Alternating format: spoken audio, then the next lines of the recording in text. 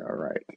And welcome back to Don't Limit God. I am Joseph, your host, and today I am here with Ryan Harbuck. How are you? Good. How are you today? I'm doing great. So, your story is amazing, and I kind of want to get into it right now, but you know, uh, I would say let's kind of set the table first. Yeah, of Okay. course. So we're going to start with a quote saying, "Yeah, um, God, love, and truth are universal, but the specifics of God, love, and truth are not." What are your thoughts on that? I think what I sort of gravitated to in that quote was the word specifics. And I think that in my life, in thinking about specifics, it's the events that occur in one's life or um, I guess like the trajectory of someone's life. However, the specifics, the things that really matter are the perspective of those events or the experiences, the perspective that that individual has on their own life and what is happening. But then beyond that, taking a look at that perspective and then actually doing something to um, react or to act upon the specifics of one's life. And I think that's really the key to being successful, being happy, being accepting, is to really understand that your life is in your hands, and it really the only thing that matters is you and how you look at things. And love and truth, those things are all universal, as you said. But it really, really matters in terms of how you're viewing your own experiences in your own life, and then being able to do something about it. Oh no, I agree. I completely agree. Intentions, right? Yeah, yeah, totally. Okay, so let's get into your story. Yeah, I think. Um, Oh, go ahead. oh no, no, you're good. You're fine. I was just going to say, I think that my understanding of one's perspective and having that be sort of like the root of one's happiness that came from my own experiences and how I learned to deal with them. And I think my story really does start when I was 16 years old. I was in a pretty severe car accident that paralyzed me from about the rib cage down. And so I use a wheelchair full time. My legs, I can't feel them. I can't move them. I have limited mobility in my trunk as well. But just the fact of having a really traumatic event like that happen in your teens, um, that's the specific thing that happened to me. But in some ways, that was also something that sort of set the tone for the way that I was going to live my life for the rest of my life. And, I think that accident, it was a pretty significant accident. There was 6 of us kids in a car. We were driving back from a high school dance, and nobody really knows what happened, but we ended up crossing the grass median on the highway and hitting a car head on. The driver of that car was killed instantly. One passenger in our car was killed instantly, and then everybody was injured. And so, from that point onward, I had a real taste at the value of life and Hmm. how fleeting it can be. And I think that I took that, being this young, naive 16-year-old, I still took it. I swallowed it whole.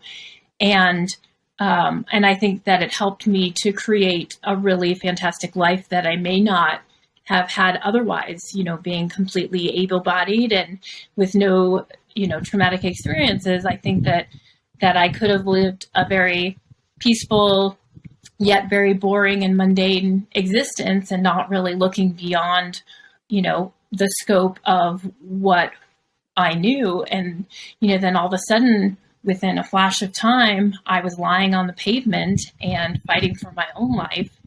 And I think that, that instance really developed a sense of purpose and a sense of drive for me. And, I've often said that my accident was one of the best things that has ever happened to me. And I truly do believe that. Okay. Well, so you're talking about perspective. And so, Yeah. as teenagers, life only happens on TV, right? Or at least bad things. So, what was your perspective just of life as a teenager then, and then after your accident, and how was it really trying altering your view of what life is and accepting and coming to grips with it? Right. Well, so I think that I was probably a very typical teenager. I was an athlete. I was a swimmer. I had grown up swimming my whole life. I was highly competitive. I got good grades. I tried hard. Didn't try too hard. I was pretty shy outwardly. I think that I enjoyed playing the role of a wallflower. I would much rather stand in the background than anything else. But I had a strong social group, and I would say that I felt like, very connected in the life that I had, but I didn't, I was a naive teenager. And so I didn't really look beyond the scope of, this is my life. I want to go to the movies with my friends and the mall and hang out. And on some level, I think that that really helped me when I got in my accident, because I was still a kid, and I don't really think that kids know how to wallow and how to really live in the past and hold grudges. I don't really think that kids know how to do that. And so I didn't. I was hurt, I was paralyzed, and all I knew how to do was, from being an athlete, I knew how to practice to get better at things. And so I had to practice this new life to get better at it. And I focused on the things that were important to my teenage self, which was going to hang out with my friends and go, to another high school dance, or to get back in the pool again. I didn't really stop and think and to look back on my life. I didn't do that. All I wanted to do was do all the things that my friends were doing still, and live my life as close to the life that I could have had otherwise. And so I think that that really did help me initially, in the sense that I just kept going. I kept living. I kept doing.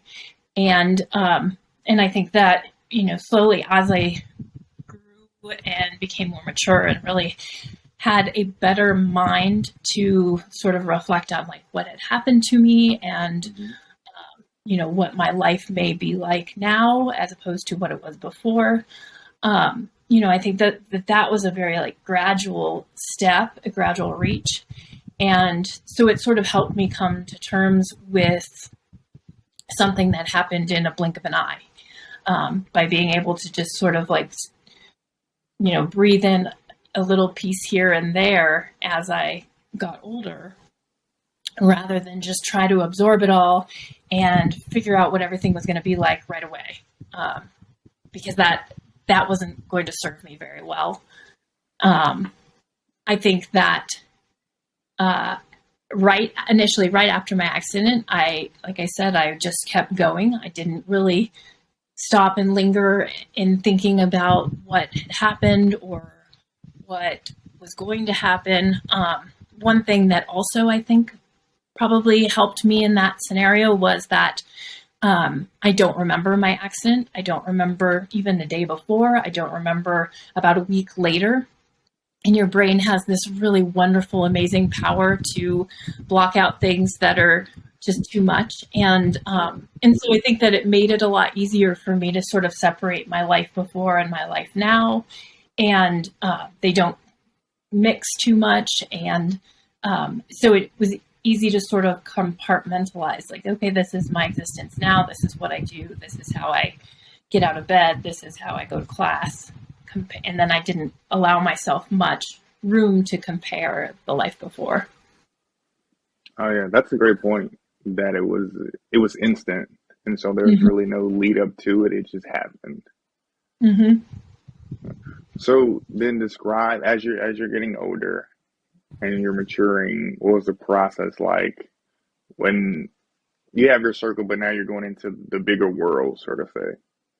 Yeah, sure. I think, I was a junior in high school when my accident happened, and so I missed a lot of my junior year. But then I went back for my senior year, graduated, and then went on to college. And I think that for everybody, college is a little bit tricky. It's your first taste of independence, but you're not really that mature yet. And so I think that that was a good way for me to sort of figure some stuff out, figure out how I was going to problem solve when I didn't know how to, I step into a building that doesn't have an elevator, but I'm supposed to be in a class on the second floor. What am I going to do? And so there was a lot of like trial and error. And I think that those college days were probably a lot harder than I realized at the time, because I, again, wasn't allowing myself to dwell on what had been taken away from me. It was just like, well, no, I have to get to this class. I have this class that starts and it's upstairs and I need to figure that out. And, and so I think that those college years did really help me figure out what my life was going to be like.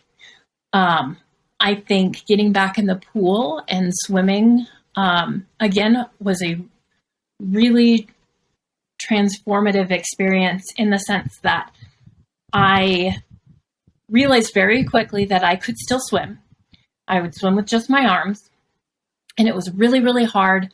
And it took a lot of energy, and it took a lot of emotional energy, because I have always been a very competitive person. And so hopping back into a swimming pool with my teammates, and I couldn't keep up, nor could I even swim an entire practice. That was really, really hard, and really upsetting in a lot of ways. And it wasn't until many years later, I continued to swim on my own. I would go to a rec center and just swim laps and stuff. But it wasn't until almost a decade later where I realized that if I actually changed my strokes a little bit, the way I was swimming to fit my new body, then I was actually able to swim longer, faster, conserve energy, and to get the result that I wanted. And so that became like a very metaphoric thing to me, where it was like, okay, if I actually paid attention to my new self and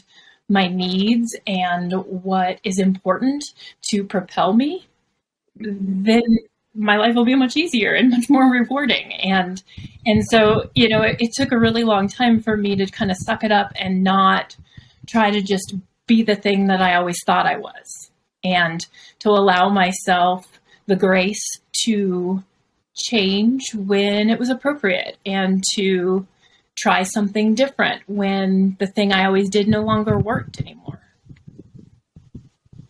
So sports, right, were Mm-hmm. important for you, and so you went out for the Paralympic swim team. I did. I did that twice, actually. I did that in 2000 when I was still in college. That was my first sort of taste at trying to figure out what Paralympic swimming was about, what I really wanted from it. And so that first taste was a real eye opener for me, because there's not a single disability that's like anybody else's.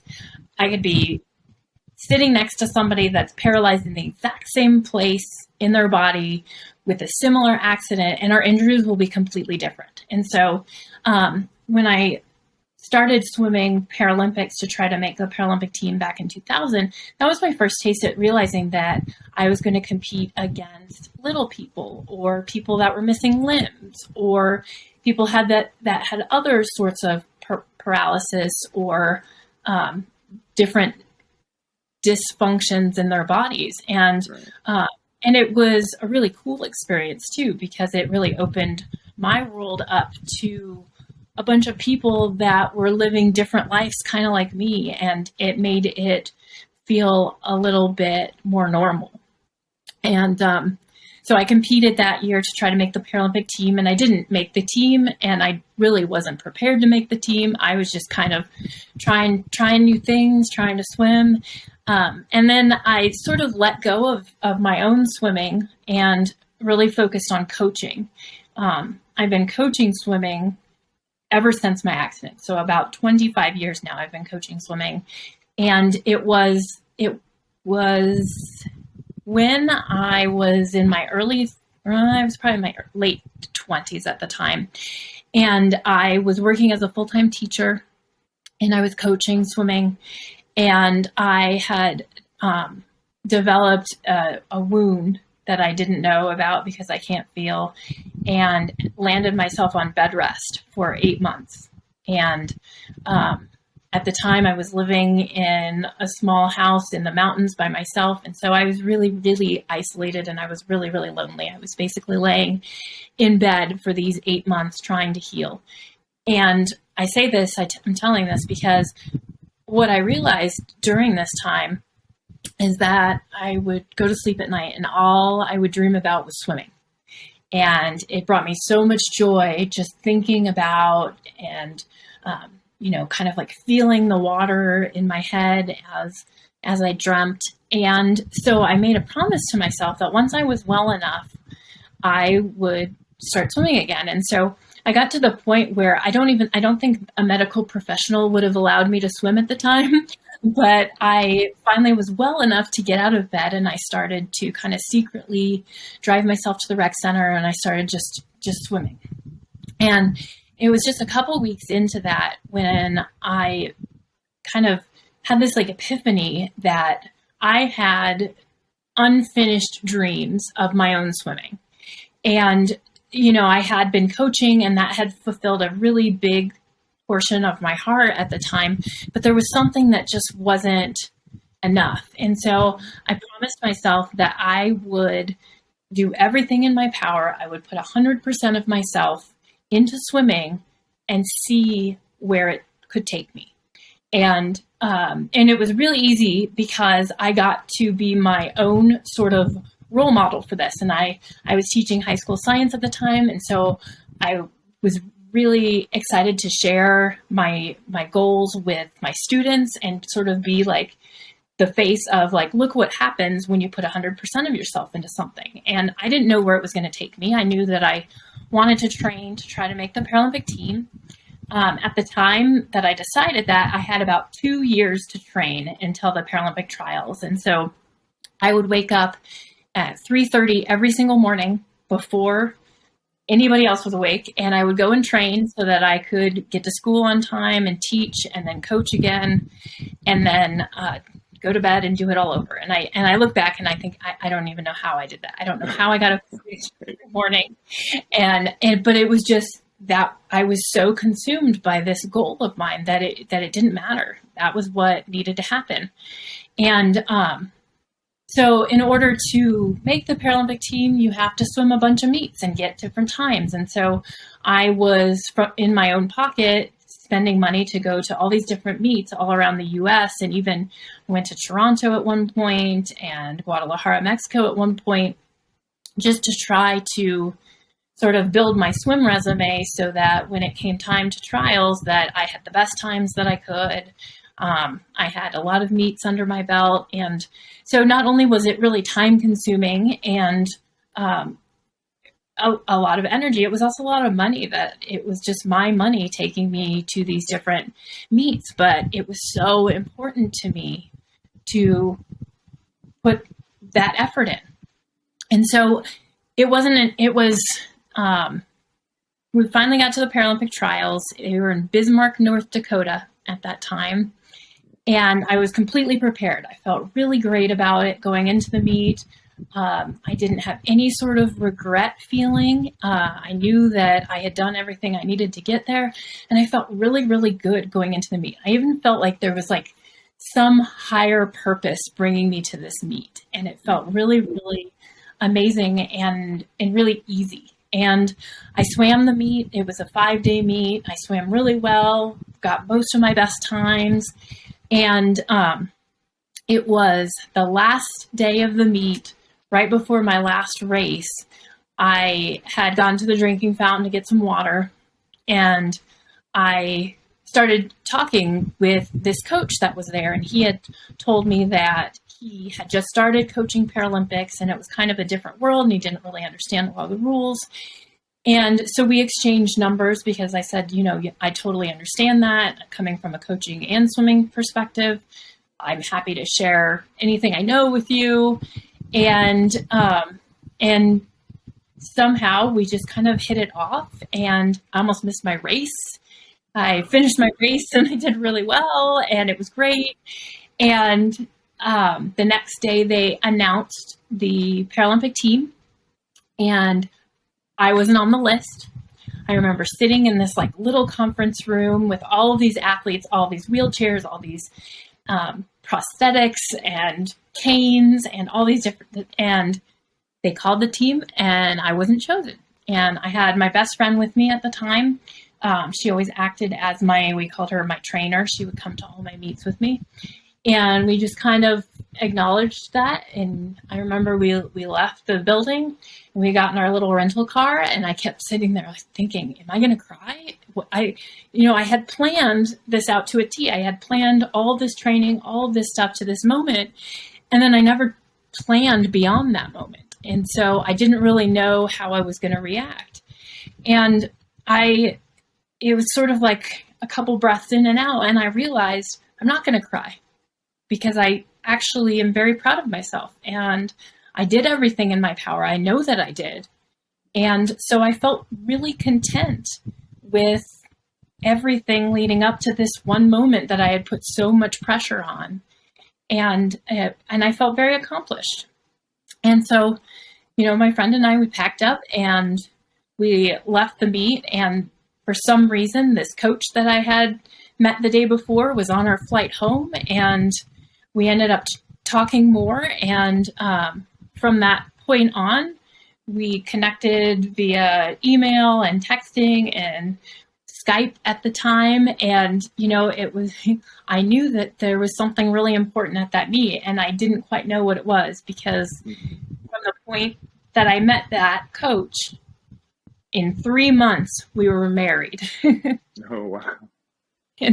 And so it was kind of like, you don't always know what the plan is, or you think you have it planned out, and you think you know it all. And sometimes things happen for a reason, and that's not the reason that you yourself planned out for the world.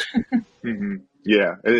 Sometimes we have our reasons to get there, but Mm-hmm. the actual reason why we're there has nothing to do with our plan, right? Mm-hmm. Mm-hmm. So we're going to go forward. I want to go back a little bit. And you Sure. said that you're a teacher and preparing for the Paralympic trials. You wanted to be a role model for your students. And so throughout your process, was there someone that was a role model for you, or that you look up to, that inspired you to continue to go forward? Oh, that's a fantastic question. I have never been the person that, I never had like idols growing up. I never was like, the kid that like wrote my favorite whoever a letter. It was all just, I wouldn't say it was all just me, but it was all just taking bits from people. I couldn't look at one person and say that one person was a role model. But I think that everybody that's in my life, or everybody that I have spent time with or even researched, has given me pieces of what I want out of the world, and what I want for myself, what I want people to view me as.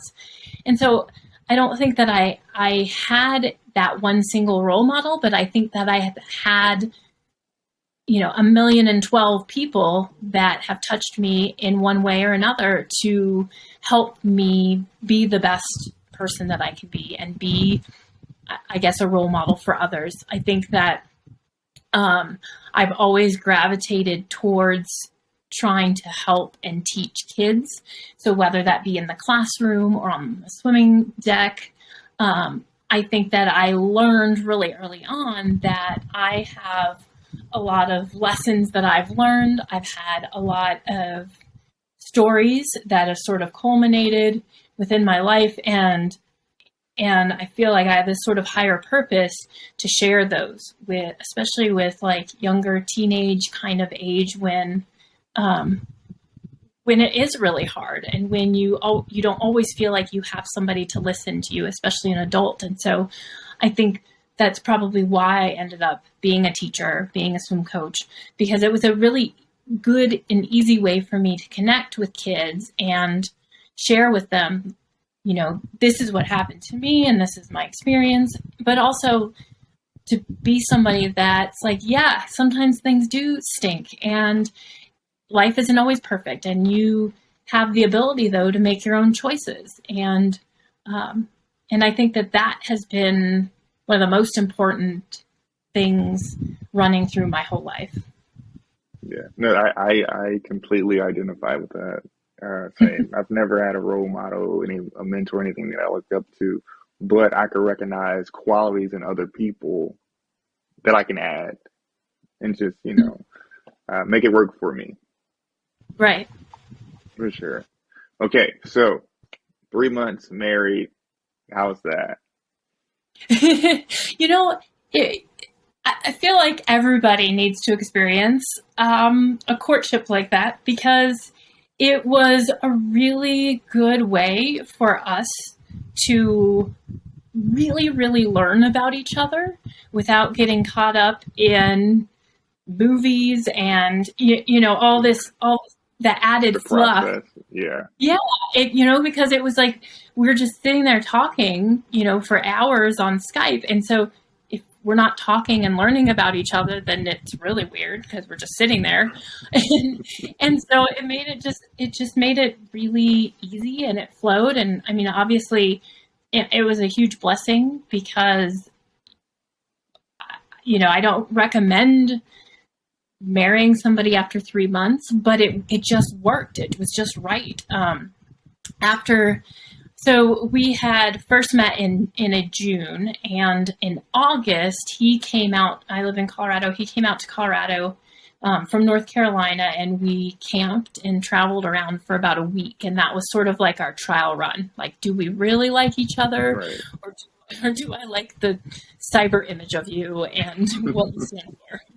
And it was just a really fantastic time. And I think both of us knew when he left that this was it. And so in mid-September, I flew out to North Carolina and we got married. And then a week later, he drove back to Colorado, and we've been here ever since. And we have 2 kids now, and we coach together. We own our own swim team, and it's like I said, it's a huge blessing because we somehow have most of the same ideals, and we think alike, and we love alike, and it's really great. Yeah, listen, when you know, you know. Yeah, I think that's it. When you know, yeah. I mean, when we met, I think I was 32, so it was kind of like, yeah, I'm not messing around with this anymore. Okay, so in the process of wanting to be a mom, well, first, was that something that you've always had in your mind, or did that just come along with marriage? So I think I know I always wanted to be a mom, but I didn't always know how that was going to translate. And being paralyzed and having just different medical issues my whole life, really, I didn't really know if having a child myself was something that was going to work, was something that my body could handle. And I didn't know if it was something that I really wanted to put my body through. And so, before I met my husband, I had kind of thought, maybe I would adopt a child. Maybe I didn't really like let myself think about it too much, I think. But then, once I met my husband, I knew that I did want to have children. And it was a little bit scary because we didn't really know what that would be like. And there aren't a ton of women that have had kids that are paralyzed or use a wheelchair. And so trying to do research on that ahead of time didn't really make me feel very confident because there just wasn't a lot of knowledge out there.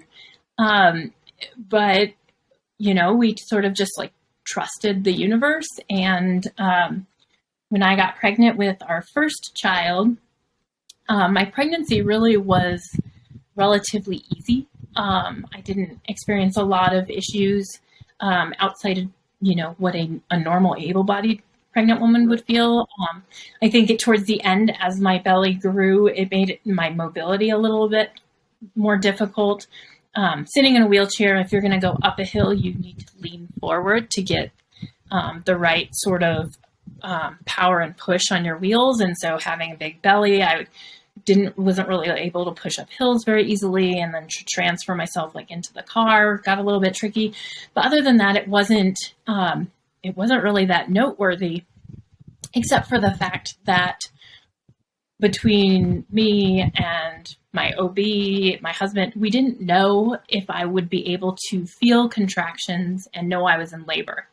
And that was the thing that nobody could really tell me, yes, because you have a green pinky toe, yes, you can feel contractions. Like there was like nothing that was very definitive on how this was going to play out for us. And so I would say probably the last 2 months of my pregnancy, it was a constant discussion with me and my OB about how do I know? Am I gonna know? And she was a really wonderful, kind woman that said, you take care of your body, you trusted your body, you know your body, and I think that you think you're going to go full term, and I think that you're going to know, and it's going to be fine.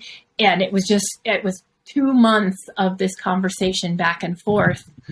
And so we got to the point where I was having weekly or even like twice a week, I would go in and just get checked to make sure everything looked fine. And my husband and I had coached a morning practice when we headed over to this appointment, this just routine appointment, had the same conversation with my OB about how I'm just going to know. I was at 38 weeks to the day. And she said, I know you're going to go full term. It's going to be fine. Let me just check. I'll do just a quick check. And I will like never forget the face that she gave me. She looks up, stands up and says, I feel hair. You have to go to the hospital. And so at some point during the last, 12 hours, my water had broke. I didn't know. And I was in active labor. I didn't know. I was having contractions. I didn't know. And so my husband and I went to the hospital. Luckily, it was pretty uneventful. We made it there in time. We got checked into the room and it was fine. But they hooked me up to the contraction monitor. And I sat there watching the little dial go up and down. And I tell you, I didn't feel a single thing the entire time.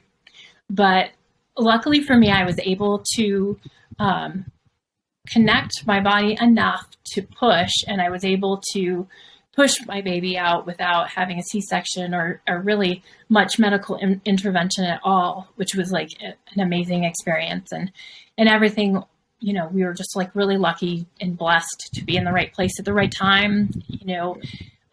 Things could have been a lot differently for us that day. But so then it took about 4 years for me to feel like we needed another family member. I think that, we had so much love for this little baby boy that I had a hard time thinking that there was any more left. And, but so then finally when he turned about 4, that's when something in me switched. And it was like, I went from how could we possibly have another child to how could we possibly not have another child? And so I got pregnant again. And this time it it was like tenfold, all, because I'm like, I don't feel contractions. I don't know when I'm in labor.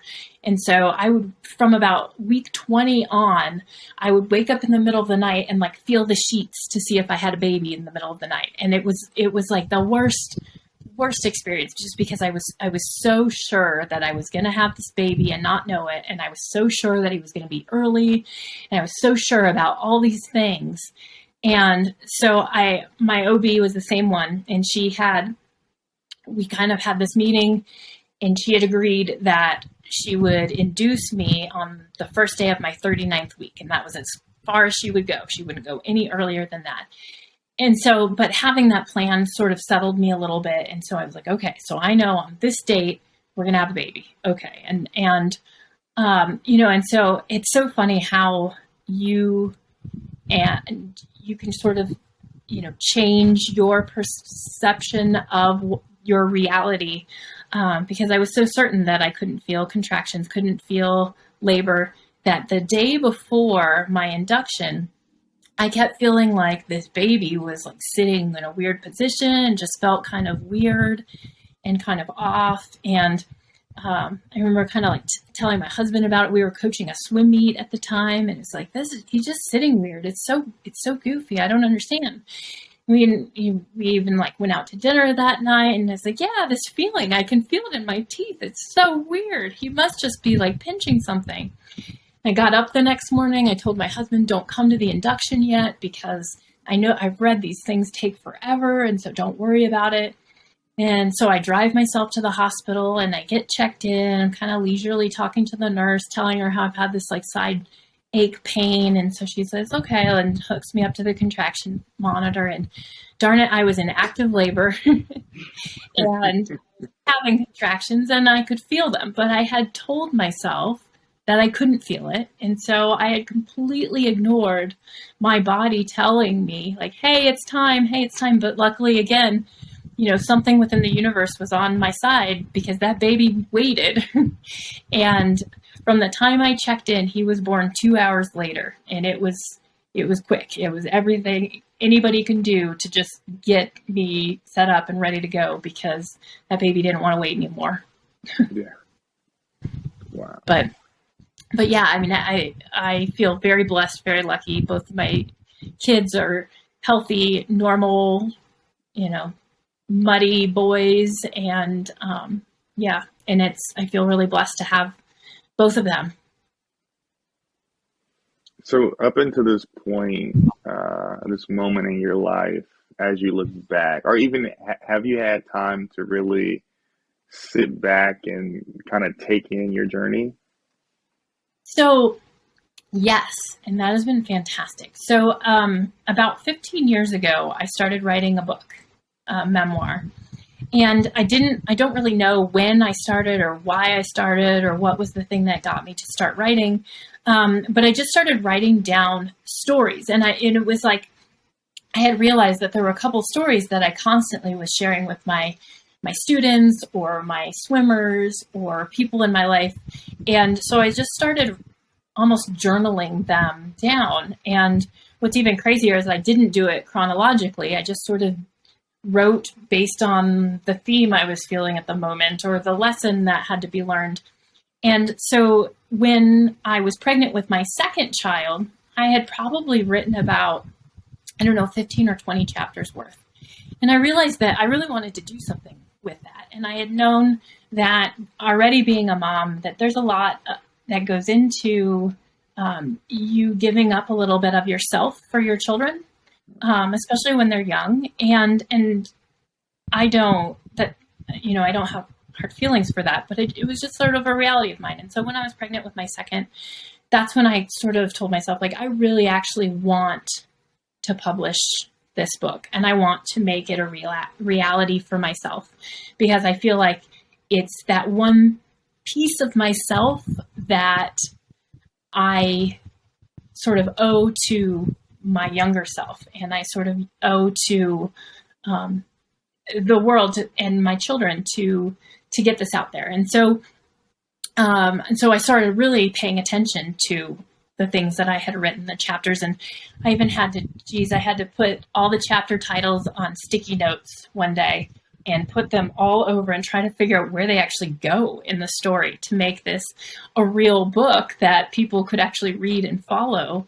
I had to go back to chapters and add dialogue and setting and things that, I may not have written before because it was more of like a stream of consciousness sort of writing. But, within the last couple months of editing and putting it all together, writing like the back cover blurb and that's when I got to do so much reflection.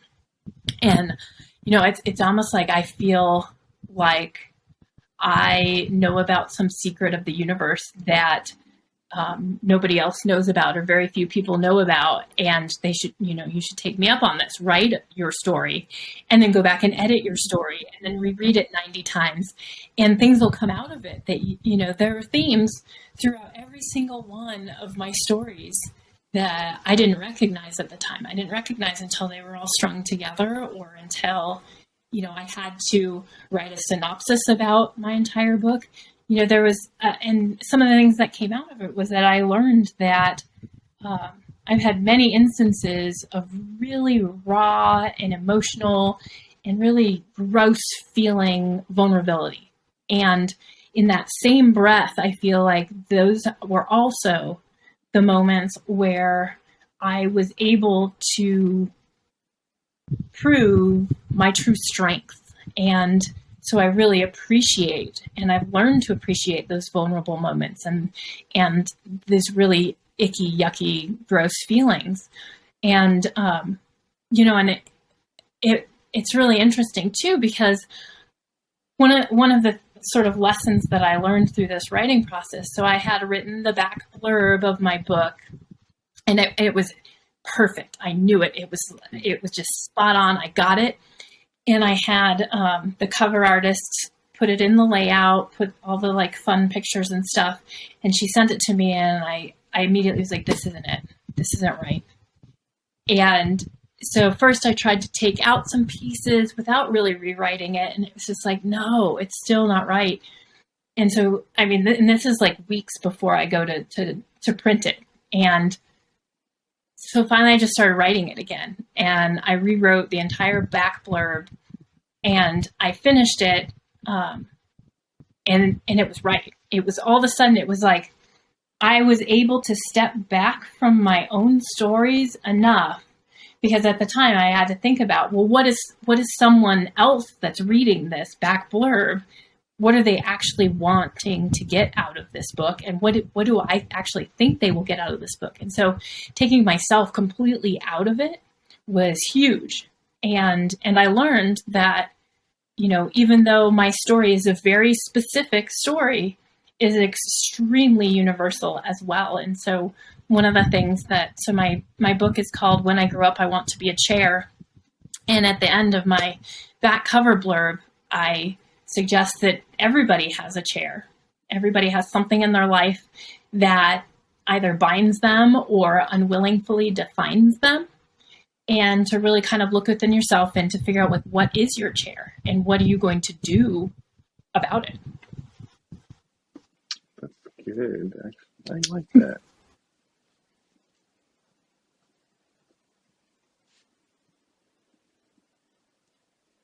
I'm writing it down. I'm just thinking about that. What do you think about that? No, that's great. Also, guys, we're going to have the link to her book in the description. Cool. I think it'll be a great read for sure. Yeah, thank you. Okay, so the idea behind every interview is to inspire and empower. So if you had any closing information, inspiration that you want to share. Yeah, well, I think I touched on how I realized that there's a huge theme of vulnerability within my book and within my life. And I think that that's something that people need to understand, that when you're feeling vulnerable, or when you have that sense that it's not bad, and it doesn't mean you're weak. It actually means much more. It means that you have the strength to really look within yourself and the world around you. And what's going to be really important to move beyond that vulnerability is to do something and to figure out what exactly you need to do in your life to either change that vulnerability, or to embrace that vulnerability, or to really just get beyond your own scope of yourself. And I think that that's something that it's okay to feel vulnerable, and it's okay to feel like you don't have it all together, and that there is real strength within those feelings. Those feelings are really, really powerful. And if you can figure out what to do from there to get yourself out of that, that's living right there. Yeah. You heard that, guys. It's okay to be vulnerable. Right? Mm-hmm. It makes you who you are. Yeah. Right? Thank you, Ryan, for your time. Yeah. Thank you for your Thank you so story, much. most importantly. Yeah, absolutely. This was great. Uh, Everyone subscribe, like. I'll have a link to Ryan's book in the description. Please check it out. I'm actually going to check it out myself, so it'd be great. And that is all, guys. Good day, good night, good evening. We're out.